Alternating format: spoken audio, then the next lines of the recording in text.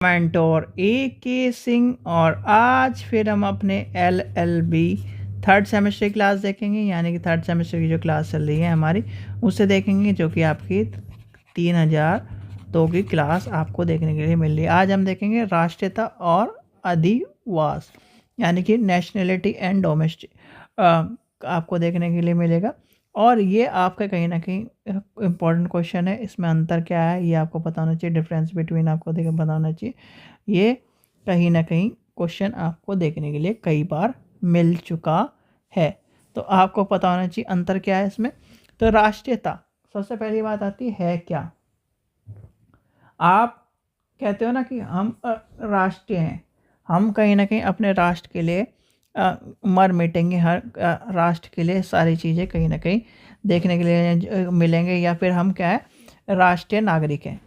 आप कहते हो ना नागरिक हो। अब कहीं ना कहीं एक व्यक्ति के मान लो आप इंडिया के नागरिक हो, ठीक है, और आप रह रहे हो मान लो अमेरिका जाकर रह रहे हो, USA जाकर रह रहे हो, UK जाकर रह रहे हो, दुबई जाकर रह रहे हो, तो वहाँ पर क्या हो गए आप, यानी कि वहाँ पर क्या हो गए, वहाँ के स्थानीय नागरिक हो गए। यहाँ पर क्या हो गए, यानी कि वह आप क्या करें, अनावश्यक काल तक रहने के लिए या इरादा रखते हैं। अनिश्चित, कहीं ना कहीं आपका कोई निश्चित नहीं है कि कब तक आप रहना चाहते हो, कब तक नहीं, कहीं ना कहीं ये सब चीज़ें। फिर आपकी बहुत सारी कंडीशन आती हैं, बहुत सारी कहीं ना कहीं टर्म्स आती हैं नियमों के अनुसार, हर देश के अनुसार ये आपको देखने के लिए मिलती है, ठीक है। तो अंतर क्या है, सबसे पहला अंतर देखेंगे हम। सबसे पहला अंतर है, सबसे पहला आपको पता होना चाहिए इसका अर्थ क्या है।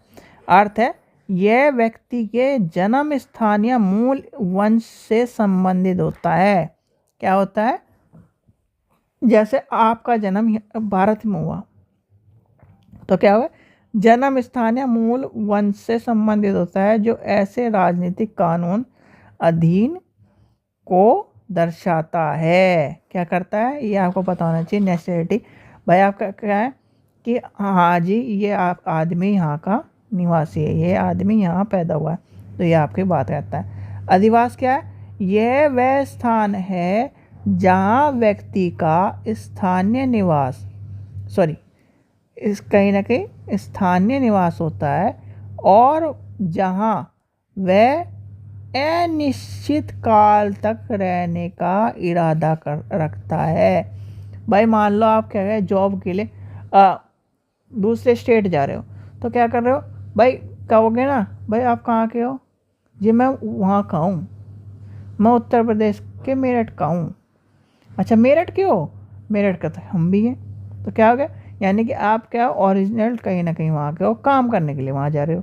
या कहीं ना कहीं मान लो आप इंडिया के हो, काम करने के लिए आप UK जा रहे हो, USA जा रहे हो, तो क्या हो गया, तो ये कहीं ना कहीं नेशनलिटी और ये सब चीज़ें इस तरह से संबंधित आपको देखने के लिए मिलेगी।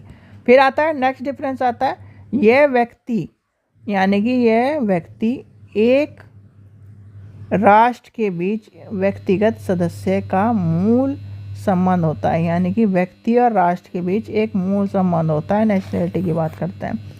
और दूसरे में क्या है, यानी कि अधिवास में क्या है, यह व्यक्ति के स्थानीय निवास और उस स्थान पर स्थानीय रूप से रहने के इरादे से संबंधित होता है।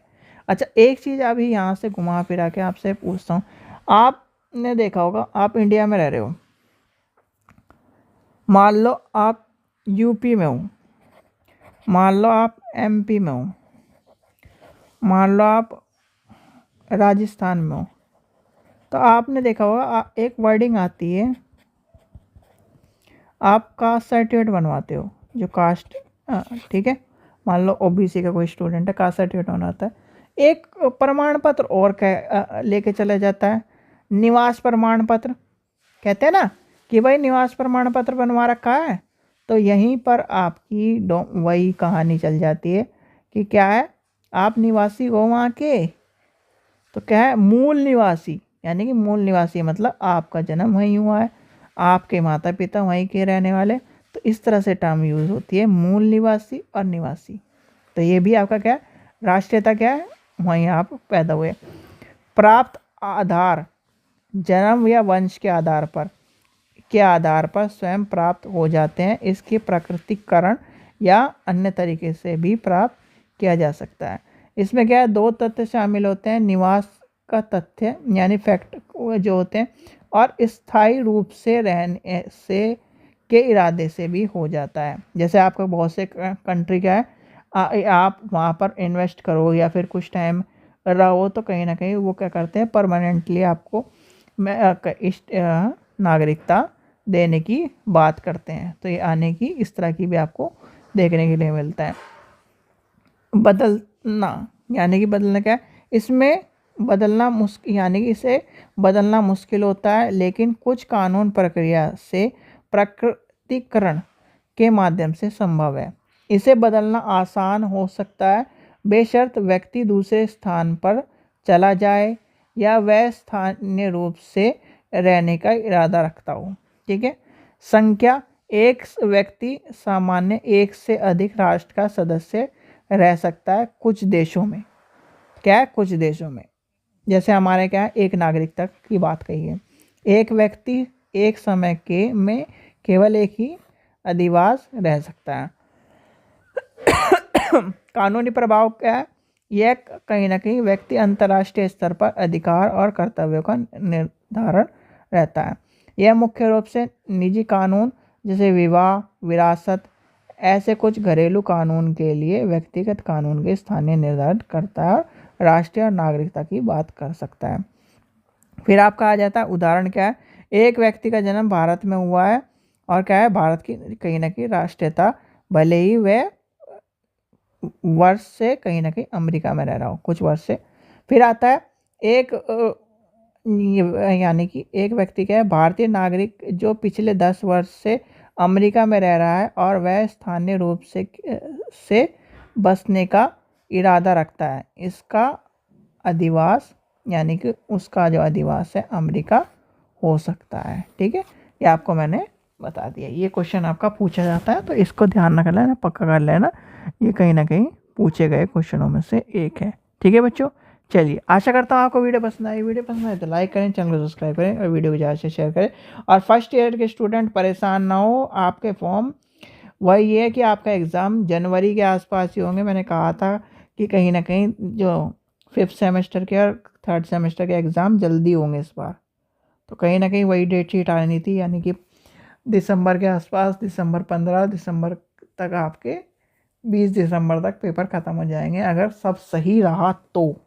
ठीक है, 3rd सेमेस्टर 5th सेमेस्टर के जो पेपर हैं और आपको तैयारी करनी है। 1 तारीख तक हम सारे कंप्लीट कर लेंगे, फिर आपके सारा का सारा रिवीजन चल जाएगा। ठीक है, वीडियो में आपका क्या है, एक दिन में आपको 2-2 3-3 भी वीडियो मिल जाए। अगर कहीं कभी इस तरह का होता है कि वीडियो नहीं मिल पा रही या फिर एक तरह से आपका मान लीजिए कि वीडियो आगे पीछे हो रही है कोर्ट की वजह से थोड़ा सा, तो कहीं ना कहीं आपको अगले दिन नेक्स्ट दिन सारी की सारी वीडियो आपको देखने के लिए मिल जाएगी। आंसर राइटिंग वाली वीडियो आपकी कहीं ना कहीं डल चुकी है।